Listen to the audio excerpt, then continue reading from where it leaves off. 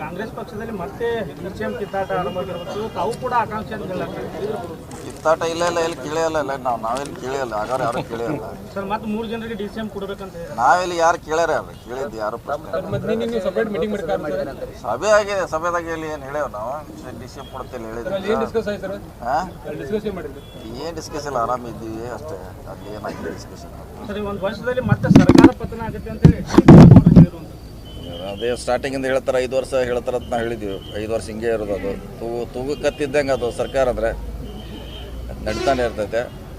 ಸರ್ಕಾರ ನಮಗೆಲ್ಲ 5 ವರ್ಷಕ್ಕೆ ಅದೇ ಅವಧಿ ಕೊಟ್ಟಿದ್ದಾರೆ. ಒಳ್ಳೆ ಕೆಲಸ ಮಾಡ್ಲಿಕ್ಕೆ ಪ್ರಯತ್ನ ಮಾಡ್ತೀವಿ.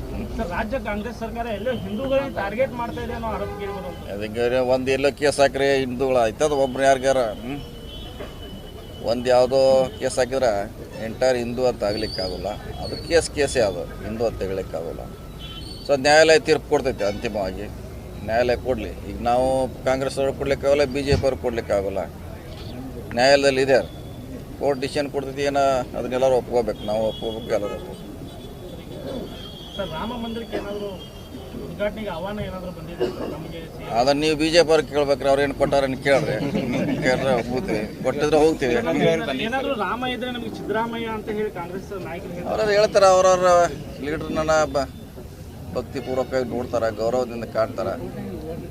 ಅದಕ್ಕೆ ಕೆಲವರು ಅವ್ರವ್ರ ಲೀಡ್ರನ್ನ ದೇವ್ರ ರೂಪದಲ್ಲಿ ನೋಡ್ತಾರೆ. ಸೊ ನೋಡೋದ್ರಿಂದ ತಪ್ಪೇನಿಲ್ಲ.